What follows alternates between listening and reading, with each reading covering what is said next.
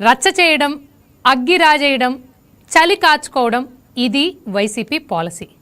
అధికారంలో ఉన్నా అంతే, అధికారం పీకేసిన తర్వాత కూడా అంతే. అందుకు తాజా ఉదాహరణ అమరావతిలో జరిగిన ఘటనే. రాజధాని పరిరక్షణ కమిటీ పేరుతో వైసీపీ నేతలు అమరావతికి వెళ్లడమే వివాదాన్ని రేపింది. రైతుల విజ్ఞప్తితోనే క్షేత్రస్థాయితో పరిశీలన అంటూ అమరావతికి వైసీపీ నేతలు వెళ్లగానే అక్కడి రైతులు అడ్డుకున్నారు. గతంలో 3 రాజధానులు అని అమరావతిని శ్మశానంతో పోల్చి ఇప్పుడు మావిగన్ స్లోగన్ అందుకున్న వారు రాజధానిలోకి ఎలా అడుగు పెడతారని ప్రశ్నించారు. మాటామాటా పెరిగి ఉద్రిక్తతకు దారితీసింది. రైతులు తీవ్రంగా వ్యతిరేకించడంతో చేసేది లేక వైసీపీ నేతలు వెందిరిగారు. అసలు ఎటువంటి ముందస్తు అనుమతి లేకుండా అమరావతి వెళ్లడం మొదటి తప్పైతే, అమరావతిలో పనులు ముమ్మరంగా సాగుతున్న వేళ రైతులకు ఇష్టం లేకుండా అక్కడికి వెళ్లడం ఇంకో తప్పు.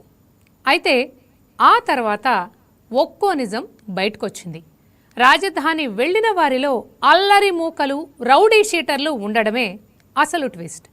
జగన్ ప్రభుత్వ హయాంలో 2021లో మంగళగిరిలోని టీడీపీ కేంద్ర కార్యాలయంపై దాడి చేసిన గ్యాంగ్ అంతా వైసీపీ నేతల పక్కనే ఉండడం వారి సీక్రెట్ ప్లాన్కు నిదర్శనం.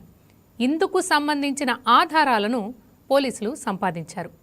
అమరావతిలో పథకం ప్రకారం అలజడులు సృష్టించడానికి సిఆర్డీఏ రైతు పరిరక్షణ కమిటీ ముసుగులో వీరు ఆ ప్రాంతానికి వెళ్లినట్లు పోలీసులు ప్రాథమిక నిర్ధారణకొచ్చారు. అసలు అమరావతి నిర్మాణాలు శరవేగంగా సాగుతున్న సమయంలో వైసీపీ నేతలు అక్కడికి వెళ్లాల్సిన అవసరం ఏముంది?